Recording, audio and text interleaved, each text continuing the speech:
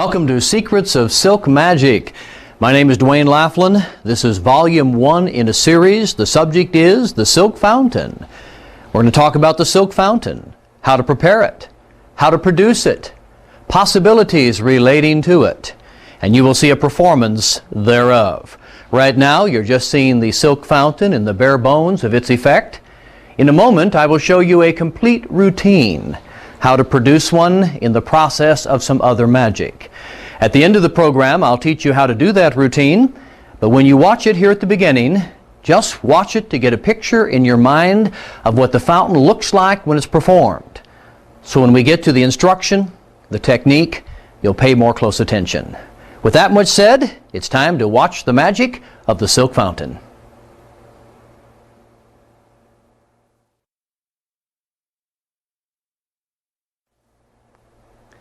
A routine would go something like this. The magician walks out on stage, greets his audience, notices his pocket scarf, reaches up, removes it from the pocket. He shows the audience the handkerchief, or scarf, whatever you choose to call it, lets them see it on both sides, front and back. Then he takes a scarf, grasps it somewhere around the middle, snaps his fingers, says those magic words, or whatever his style, and the magic begins. All of a sudden, from the center of that white handkerchief, he has a blue one. The blue one is taken away, and another one emerges, yellow. He takes the yellow one out, and out comes the green one. So this is stage one of the routine. The audience is wondering, from where are all those beautiful handkerchiefs coming? One after another, after another. Is he done? Snaps his fingers. Oh no, there's yet another. So this is step one. More handkerchiefs. More handkerchiefs.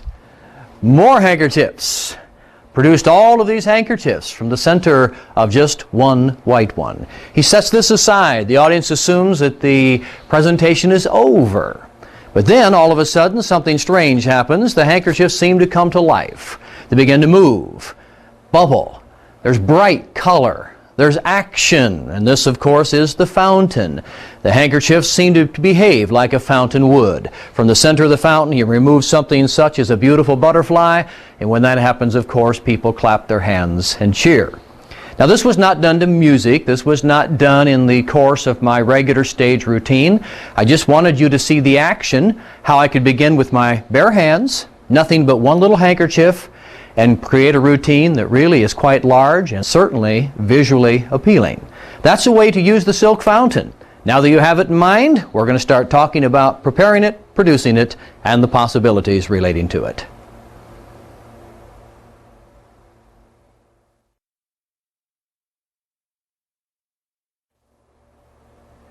In context of showing you how to prepare a silk fountain, we're actually going to show you how you can make one of your own.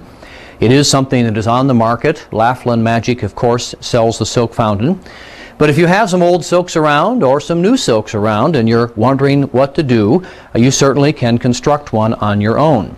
The beginning is very simple. You take a handkerchief, lay it down flat, then you place the next handkerchief on top of it, but place it so that the corners are not where the previous corners were. In other words, this corner is here, so the next corner goes off this way. I suppose you would say we are creating a star pattern. And from then on, every new silk that you lay down splits the corners of the other. See, there's a corner here, there's a corner here. So when I put this one down, it's going to split the corners there. And as more silks would be laid down, I'd make the corners go there. I keep staggering them around on one another, and of course do this with as many silks as go in the routine. The particular fountain that I used, that you've seen on this video already, is composed of 13 18-inch silks. Now, there is no ideal size for a fountain. It depends on your style, it depends on your purpose. But we have concluded that a good standard size is this, 13 18-inch silks. We've concluded that that's a good size on the basis of how long it takes the fountain to appear. I mean, it's long enough for the audience to appreciate the effect, but still it doesn't take too long to fold it. And it is important to keep in mind it does take a while to fold up one of these things. But as far as making it, lay them down so the corners are staggered. This one, of course, is jumbled up a bit, but you can still see how each corner lays out in views. If you're making your own fountain laid out on one another, then you will want to sew down through the center. And the purpose of sewing down through the center is so that they remain in this staggered positioning. If you didn't sew it, then obviously the fountain or the silks would slip around and they would not be in the position that you want them to be in. So that's all there is to it. If you're going to make a fountain, you can use any size silk, you can use as many as you want, but we recommend for kid shows, church shows, standard platform programs, 13, 18-inch silks really seems to be a great size. That's all I'm going to say about this. I'll come back in a moment and tell you how to fold it.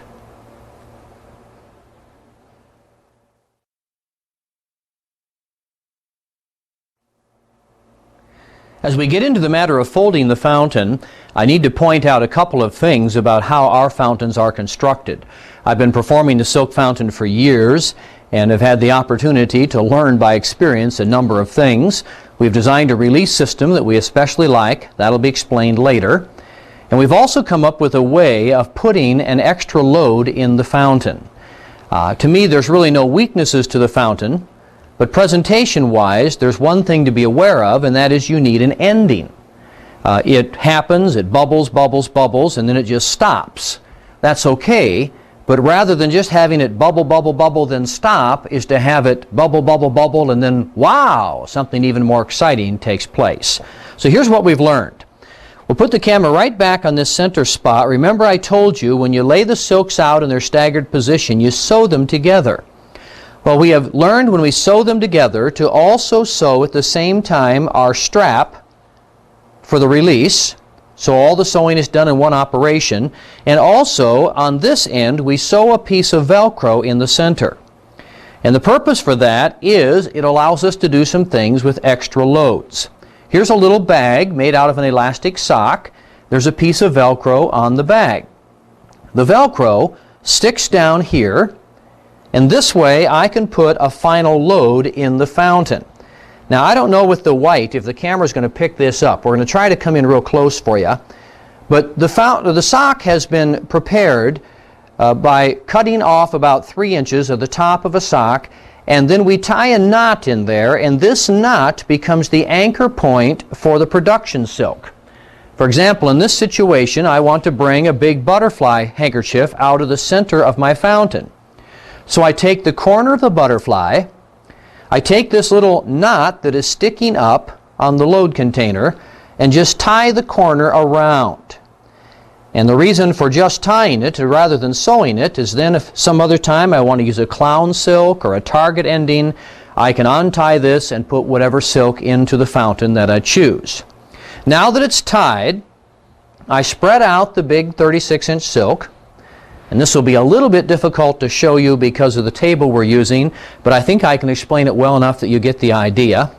What happens is the 36-inch silk is folded in half the long way. Like that. Then once it's folded in half the long way, we bring it up and fold it not quite in half from the bottom up. I lost a corner. There it is. I'll show it to you this way. So rather than folding it like this in half, what I do is I bring it up about like this and then roll it back down again. So in a sense I folded it into about a third. Once it's been folded from the bottom up in a third, then I take one end and I zigzag it. I don't roll it over itself again and again, but rather I fold it that way and then this way. Then I can do a turnover, but then I turn over the other way. This is commonly called an accordion pleat type of fold. And the reason for that is because it's never rolled over on itself more than once. When the silk is produced, it's just going to flare out perfectly rather than getting tangled. Now I take the bottom of this fold and I do the same thing, zigzag or accordion fold. I go this way, then that way, this way, then that way, which now gives me a bundle that's small enough that it'll fit into this sock thing that I have. This is the other corner of the butterfly. I left one corner sticking up. I can take this whole bundle, slide the sock up around it with that one corner sticking up, and that's all there is to it. I'm ready to go. When it's time for the actual production, all that I will do is reach up under this white silk, grab the corner of that butterfly, pull it, and it'll just pop out, and since the other end is tied in the fountain, it'll be spread perfectly between my two hands. So that's the bit about the load. But now let's go ahead and show you the fold, and I'll go right ahead and fold it around your load. I will comment, this could be spring flowers, this could be a streamer, this could be a stuffed animal. Many things could be in the center of your fountain. To fold it, you take the first silk or the top silk, bring the corners in one at a time. There's no need to be exact or precise about this. There's no particular order. Just keep bringing in corners. Every time you do a fold, it makes new corners. And so you bring in those corners, bring it in till the bundle's as small as you can make it. Then you start with the second handkerchief doing the same thing. You continue to bring in the corners. Now, if you're brand new to magic or the silk fountain, you might be wondering, well, where do I set the gimmick? Where do I put the secret spring in that makes the fountain bubble like it does? And of course, the answer is there is no gimmick. There is no secret spring. My wife and I have found a little humor over the years in people coming up to us who are new to magic, just getting started, and they're interested in the fountain, and so they want to know, what is the gimmick? You know, what does make that thing bubble up? And when we tell them there's nothing, they don't believe us. Well, actually, it's not true to say there's nothing, but the something is the silk itself. Silk is the strongest natural fiber on earth. Size and weight comparison, it's as strong as steel. And what's interesting about that is it really does come from the rear end of a worm. It is a natural product. But no other fabric will do this. When I first started in magic, I saw that silk was somewhat expensive. I thought, I'll save money. I'll just go to the fabric store and buy some pretty colors. So I bought some cheap cotton fabric, some rayon fabric, got home and discovered that it wouldn't do the things that I had seen magicians do. And quickly I realized that silk really is something special. I do not know of any other material that will create the fountain effect. Only silk does this. It's because it's so strong, because it's so springy, on its own, if it's folded up tight and you release it, it just bubbles out. Now I trust you're watching how I'm doing this. As this tape continues, I will not have you watch every time that I fold all the silk up, but once I wanted you to see a fountain folded in a complete fashion.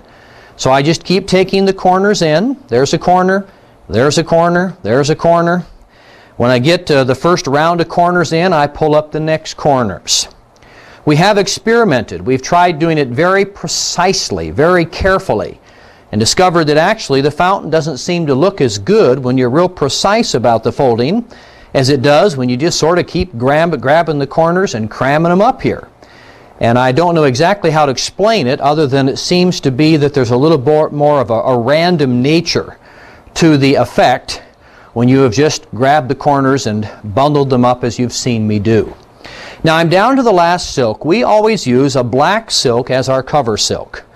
That way, if it's in your table or wherever it is, it's not going to be so likely to be seen by the audience before the fountain is produced. And so you fold up your black silk or your cover silk, and then you're ready to do the release. And the release is something on its own to talk about, so hang on, we'll be back just in a second to explain that to you.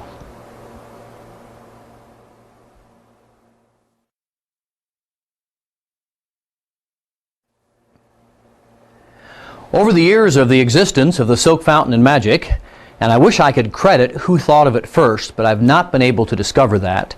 It has been around a long time. But over the years, many different systems have been used by way of holding the fountain in place until it's produced. I think probably the earliest was just threads that would be wrapped around it, and then they would break the thread and the fountain would start. I've seen some use elastic. I've seen button systems. I've actually seen a variety of contraptions, including slipping the whole fountain down inside a sort of a cardboard container and then sliding it up and out of the cardboard. But this is my preference, and as I mentioned earlier, I've been using fountains for years, and I think there's something to be said for all the experiments I've made, all the attempts that have been offered relating to getting this just right. Here's what we have. a ribbon, and this is called Grosgrain ribbon. Even here we learn by experience, not just any ribbon works. Some ribbon, as it's used, starts to twist and lose shape. But you get this stuff called Grosgrain ribbon, it stays solid, it stays in shape. And we also use Velcro. And I know there's a slight noise when the Velcro pops, but I think you can cover that with music and with patter, and it's really not a problem. You put a little bit of Velcro on one end of the ribbon, and on the other end you put a longer stretch of it. Now this is black on black. Maybe if I put it in front of my suit you can see a little better. But see, we've got a fairly long, that much of the Velcro, and then the ribbon starts here. And the reason for the longer stretch of the Velcro, the soft side, is to make the fountain adjustable. For example, if I didn't have the 36-inch silk in here, the fountain would be smaller, so the ribbons would go farther around. If I have a huge flag in this, like you're going to see later, and by the way, our 6-foot silks fit in these fountains, so you can finish this by having your assistant grab a corner of her 6-foot silk and spread it across in a spectacular manner as a display. But anyway, it needs to be adjustable. So you put a shorter piece of the loop Velcro, because the loops can catch on the silks and cause them to run, so you don't want any more of that than necessary. You want a longer piece of the soft Velcro. Then when your fountain is folded, like this one is, you just bring the Velcro straps up over the top. I guess we start with this one first, like that. So this one comes up this way, and this one comes up this way, and now your fountain is locked in place. Just as simple as that. I suspect you're noticing these loops. We've got two different white loops, and they're two different sizes. It's important that they're white. I have a friend who used these, and about halfway through his show, he mentions that he thought to himself, why are they white? Thinking that possibly I should have made them black so the audience doesn't see them. And I had to explain that, no, here's the deal. When you produce a fountain, you normally have placed other handkerchiefs over it first. You pick it up under the handkerchiefs, which means the audience is not going to see the fountain. But now you have to be able to go in here and find your release loop. Right now on camera you can see it obviously, can't you? But imagine that that was black. And imagine that you're on stage and lights are in your eyes, so you reach up like this, you'd have a terrible time finding the loop as if it was black. But since the audience never sees the fountain, it's best that it's white. That way you can just do a little glance down. Obviously you see where it is, you know immediately what to do. So we have a small loop which is attached to the Velcro strap, and that's what pops the release. When I pull this, obviously the fountain is ready to explode. The other bigger loop is on the bottom side of the fountain. And the purpose of it is, first of all, in your stand, you can have it hanging on a nail or something if you want. But actually, I normally just have my fountain sitting flat. But when you pick your fountain up under the cover of silks, you need to know that it's going to be right side up for production. And because this loop is bigger, you can reach through the silk and feel that. I'll pull the silk aside so you see what I've got. See, now I've got the fountain right side up because I've got a hold of this loop. I've had this fountain for many years. If you notice a little thread sticking down, it just means this fountain has been performed who knows how many hundreds and possibly thousands of times. But anyway, you pick it up under the silks. You want to know you got it right side up, so you feel till you find the bigger loop. So now I know I've got the bigger loop. I don't have to expose the fountain. Instead, I come up underneath with the other hand, feel for the other loop. If I have any trouble finding it, I just turn the fountain toward me so I can see it. So that's my view. And then I can reach and grab this. So I've got it like this. I pop this release, and as I pop it, I turn my hand over at the same time. And when I turn my hand over at the same time, the fountain, of course, begins to be produced. Well, there's one more thing to say about this, but we're going to take a short break before I say it. So hang on, I'll be right back.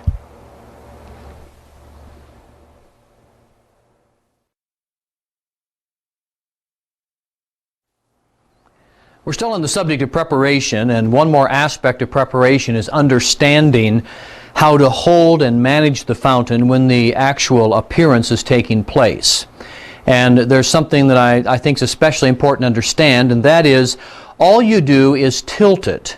And by tilting it one way or another, you control the speed and the action.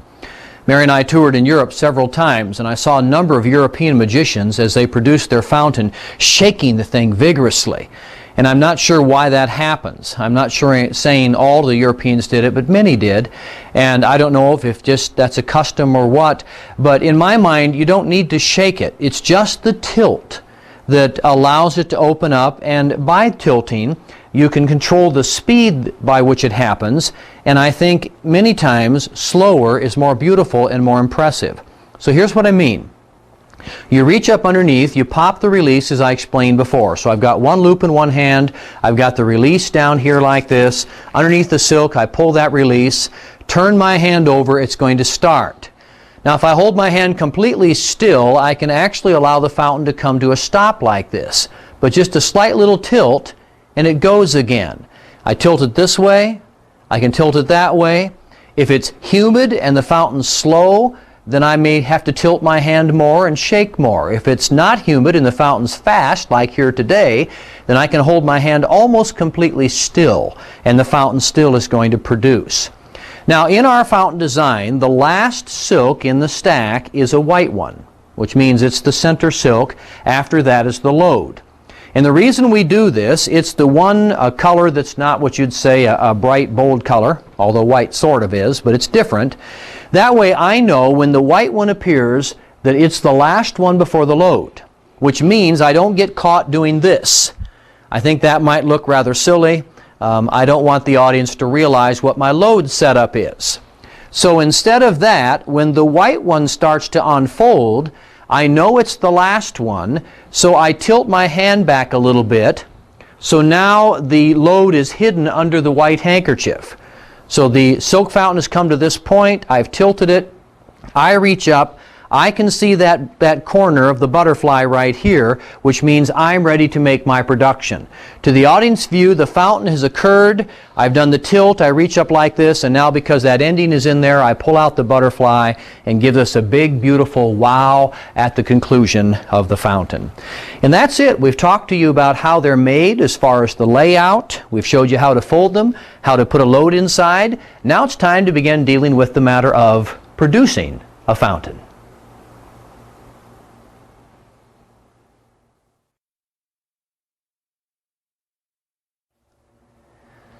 So now you know how to hold a fountain, fold a fountain, how to work the release. We've gone through those details, but you say, how do I put it in my show? And I will quickly urge you to consider the fact that there's far better ways to use it than just to have it down in a square circle and to pull it up out of your square circle like this and pop it. To me, that spoils the magic. One of the things that you want to occur is for it to be a surprise appearance. So here's what you do. You put it down inside something. For example, here's a table. Top half of the table, or half of the top, is a solid platform. The other half is an open area. The fountain goes down inside, rests down in the table. You could do the same thing with the top hat. Have your hat, have the fountain down inside of it like that. An interesting thing about these top hats, these are the collapsible version. You can walk out, have the fountain hanging on your thumb, hold it behind the hat, and come out and pop the hat open, which sort of gives the illusion that the hat was flat and empty. And as you pop it open, your fountain drops down inside. So now it's resting in the hat. Now this is important. For some reason, there was a time in magic when all of the teaching was to put things that you're going to steal on the back of your table. They would recommend having a little nail. Your fountain would hang on the nail like this. You would lay some soaks over it and steal the fountain. The problem with having it on the back like this is if the audience is around you or people walk by the stage, they notice it hanging there. And the other thing is if your table gets bumped, this falls off on the floor. And there's no reason for any of that. There's no reason to hang things on the back of your table. Instead, get the kind of table where you can put them down inside of the table. This way I can do the fountain surrounded. It doesn't matter where you are, you're not going to see it because it's in the table, not hanging on the back. And also, if I'm rolling my table out on stage and it gets bumped and the fountain falls over, it just falls down in the bottom of this, so I can put it right back in place instead of having to pick it up off of the floor. So that's the basic concept. You put it in something, in a hat, in a table, in a box. If you don't have that, well then of course you may want to come up with a setup where you would have the fountain. This is not my preference because it's in view, but you would have it behind something. For example, this could be a little sign that's on top of your table and the fountain's just sitting behind it. Or if your props are big enough, the fountain might hide behind some props. But ideally, you want it down inside of a table or a box. Now, as far as the actual production goes, this then is what happens. You produce some silks from wherever. This is something that is called a phantom tube. You show it to the audience, let them see through it. You can act like you're showing both ends of the phantom tube, this sort of thing. The tube is empty. You begin your magic, which is a production of a handkerchief. Now, when you produce a first handkerchief, a second one appears. So you need a place to set this one. Where do we go with it? Well, the fountain's right here. We set it down over the fountain. The audience doesn't know the fountain is there, but we do. So as the handkerchiefs continue to be produced, we're just casually setting them down on the table where the fountain is. Now I'm going to stop this part of the production and just show you what happens. You produce them from the phantom tube. You get to the end of that, show the tube empty, pick these up, and the idea is, you're in a sense what you're saying is, look at all of the silk that came from the tube. And the audience thinks the trick is over. You just sort of pick it up, say ta-da. Well, then you switch hands. I think it's good misdirection. If you pick it up here, then produce the fountain from here, the mind of the audience may remember this motion. But if you pick it up from here, smile, pause, put it over here, and then when you finally start the fountain, it happens in this hand, it's not nearly so likely that they'll have any recollection of the fact that there was a time when you reached into your table.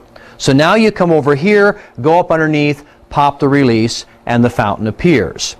I want to go back and start over showing you how I do it from the hat. So we'll roll this table to the side. Here's my hat. We will save this fountain later for another production. But it's the same concept. The fountain is in the hat. The audience doesn't know it's there. As I have been producing silks, they're getting placed down over the hat. Now we go back to our phantom tube. We continue that production. Out comes another one. There it is. Out comes another one. The audience thinks the purpose of the hat is just to collect the silks, which makes sense, doesn't it? You need some place where you're going to put all those handkerchiefs. So we produced all the silks. We show the fountain. We pick up the pile of silks. Ta-da! Applause point. How in the world could all of these have come from the fountain, or from the phantom tube? And sometimes they even set them there. The fountain kind of wedges in the tube. The audience assumes I'm done. This allows me to take the fountain, set it aside, and now we've got the kicker. We've already produced a lot of silk, but as I explained earlier, I look underneath, I find my little release, and these silks now seem to come alive. There's that bubbling effect. There's that color, that bright, bold happening. I suppose you might call it candy for the eyes. And then you get to the ending, out comes this big thing like this, which means you started with the trick of the phantom tube, you produced the silks, and then you gave it yet another climax by way of the fountain, and then the butterfly ending. That's basically all you need to know about producing a fountain. You have it in something, such as in a hat or in a table. You produce your silks, you lay them down over it, you pick them up underneath. Now I'm going to show you just one more angle on this, and that has to do with it doesn't have to be a big production, and then we'll be able to go on to the possibilities. So hang on, I'll be right back with another angle.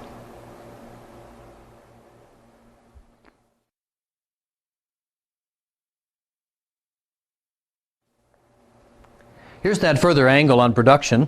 Of course, remember, you could produce a streamer, pick it up under a streamer. There's lots of cover you can create for stealing the fountain. But sometimes, maybe it's not a production that you've done. You possibly have done another trick. Let's say the 20th century silks, which is in effect, you end one silk tied between the other two. You're done. You just set these down for a moment. Obviously, you set them down over a hat or over a table, someplace where the fountain is hidden. Set them down, say a few more words to the audience, maybe pick up a wand, another prop, and then you casually pick them up again. Now you've got the fountain. And then allowing a little bit for misdirection, you could do the same thing, and that is reach up underneath here and produce the fountain. So it doesn't always have to be the climax to another production. It's something that can be brought into the show in a number of situations. And then too, I will place the fountain here on top of those silks and hope I don't get confused and I pick it up later. You can put it into just a simple little bit of manipulation. Here's a handkerchief. I show it to the audience front and back, show my hands empty, this sort of thing. I'm going to reach around, and what I'll do is produce a second handkerchief. Like this, all of a sudden another one begins to appear. Ta-da, there we go. We've got two. I take this one, I just set it down. Obviously, I know the fountain's there, but the audience doesn't. Take this handkerchief, come around, and lo and behold, another one has appeared. So it gets set down like that. I may want to do some other sorts of manipulation, whatever I choose, but the basic idea is I'm just producing handkerchiefs, this time not from apparatus, but from my hands. And every time something comes from my hands, it gets set down again over where the fountain is. But now I'm going to create an interesting little setup, and that is I'm going to do a steal. I will place the handkerchief into my hand. I will actually steal it away. And I'm using a handkerchief ball, and I'll just have to tell you, this is program 1 in our Secrets of Silk Magic. Later programs, I'll talk to you about hank ball manipulation, show you how to do all this stuff. But right now, I'm mentioning it to those of you who've already begun some sleight of hand. But the idea is this. I shove the handkerchief into my hand, at least the audience thinks I'm doing so. They think it's still there. I've got the hank ball. When I reach down and pick up these silks, to sort of wave them over my hand, ta-da, the handkerchief disappears, but at the same time I picked up the fountain. So a little wave, the handkerchief is gone. I pause for applause, do a little bow, pop this thing open, and now, lo and behold, there comes the fountain. So I've got a kicker to a very simple kind of manipulation routine.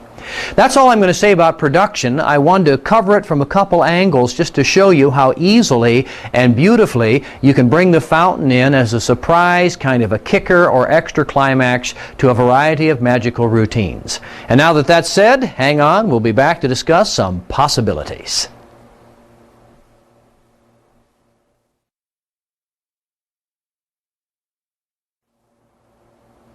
Time to talk about possibilities, but first here's a tidbit of information, something else I picked up through years of experience.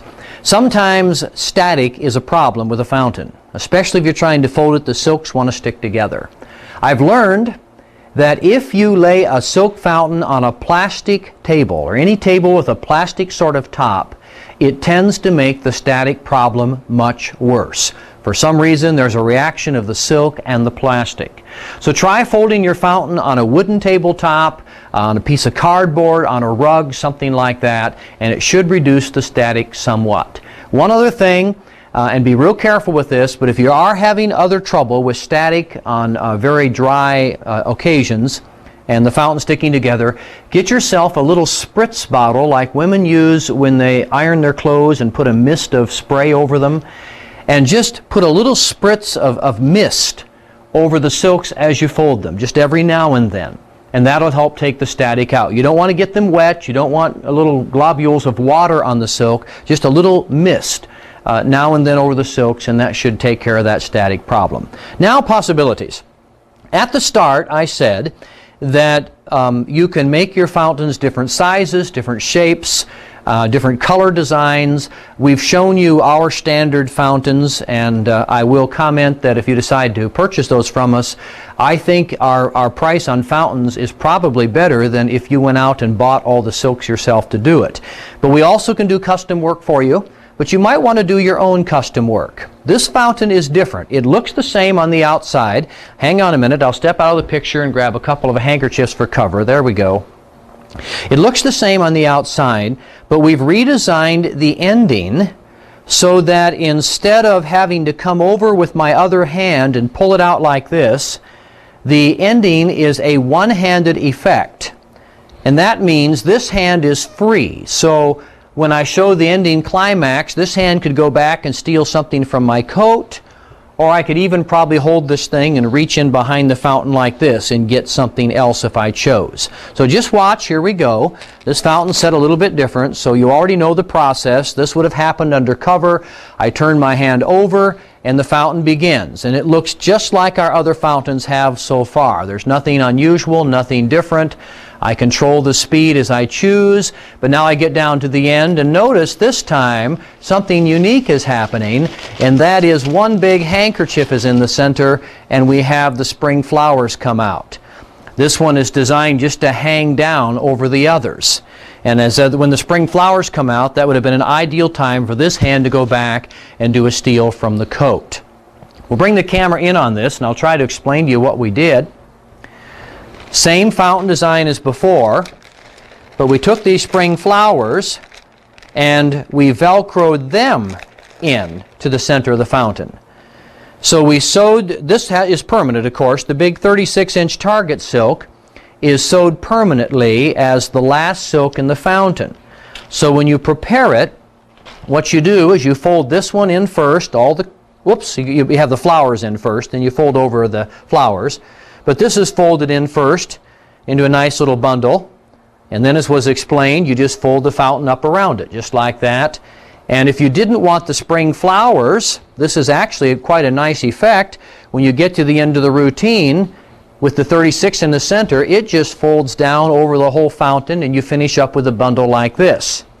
But we thought the idea of taking the spring flowers and attaching them with the Velcro just added a little bit more of a kicker and a surprise. So now when you get to the end, you have the big silk bubble out, and then in the middle of it you've got the flowers, and this hand is still free. And if you didn't want to steal while it was produced, another ideal moment is if the assistant comes on stage right, you would turn to your assistant like this and hand her this. And this hand is free to reach into your coat, do whatever you want to grab something else for your manipulation routine. So that's one possibility. Now let me show you a second possibility, just trying to inspire you about the different things you can do with endings and such. Let's say that the 4th of July is coming, or it's Veterans Day or some other occasion, and you produce this. Of course, the outer silk is black, but the audience doesn't need to see it. You pick this up in the process of you produced other silks from your square circle, your genie tube, whatever, and now you've picked this up and it's going to be produced. But this time the color sequence immediately you will notice is different. Once the black goes by, there's red, white, and blue. Red, white, and blue. Red, white, and blue. And maybe you can guess what's coming this time for an ending. This time I reach back like this, and I've got a great big USA flag. And so there's an idea of creating a color scheme. So we had the colors, red, white, and blue. We have a great big flag and have created a fountain that fits a patriotic theme. And just these two examples should show you what I mean by way of possibilities, and that is with some thought about color, with some thought about the ending silks, you really have a fantastic variety to work with relating to the silk fountain. That's it on the possibilities. Hang on, I'll be back.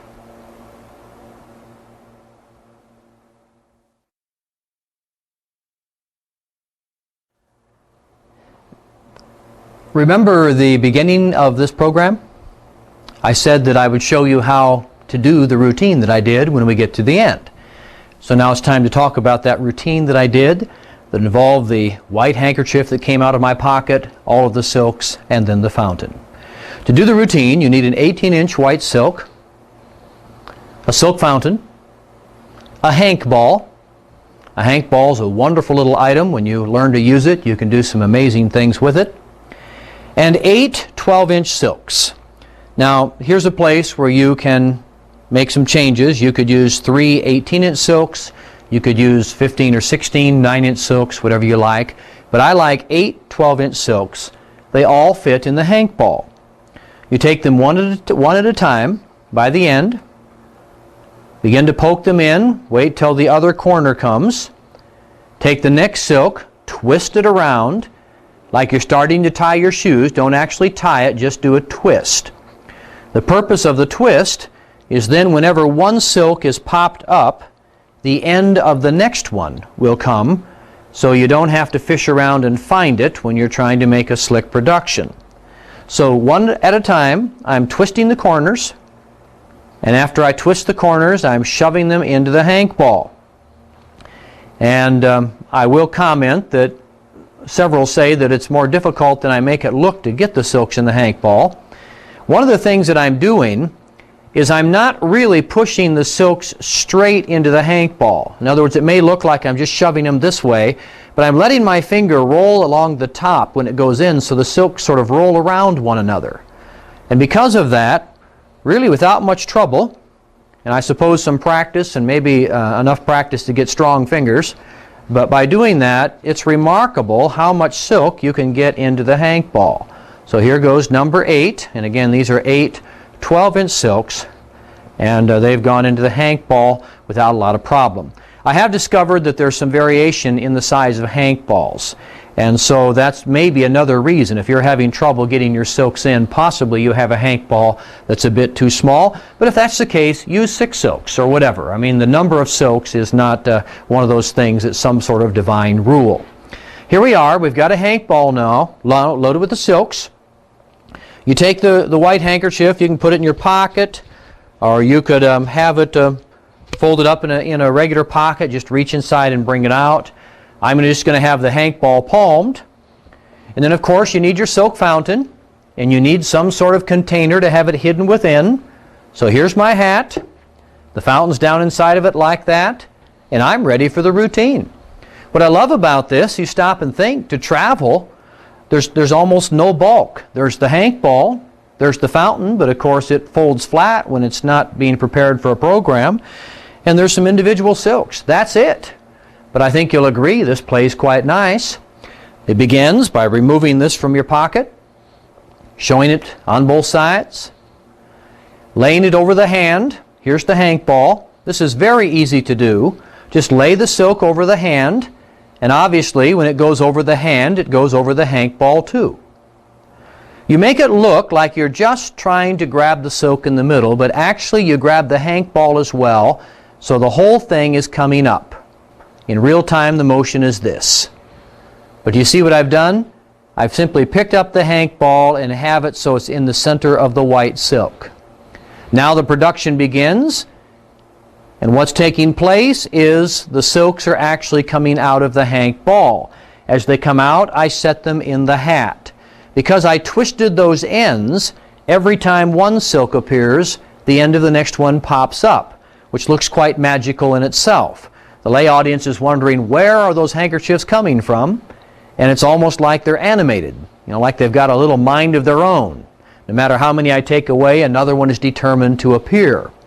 So I keep producing them. Give you a good look again. See, they're just coming up out of the hank ball. And once I get to the end of all of these, now the hank ball is just hidden in the silk. I pick them up, and the message or the posture is to say, look at all this stuff that came from this handkerchief. And it's an applause point. People clap their hands. I get rid of the handkerchief, and of course when I drop it off, the hank ball goes down in the hat too. I rest for a moment. This is called creating an offbeat. Keep this hand low as if I'm just hanging onto the silks. Now I'm ready for that second stage of the routine. I reach underneath, I get my loop, get a hold of my release so I can do the fountain. The audience thinks all I have are the silks that came out of the white one. So now I turn it over, and it looks like those same silks are growing and taking on a life of their own.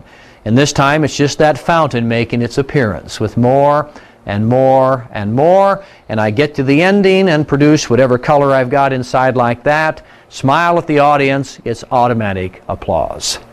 I thank you for your attention. This is it for our Volume 1 in our Secrets of Silk Magic.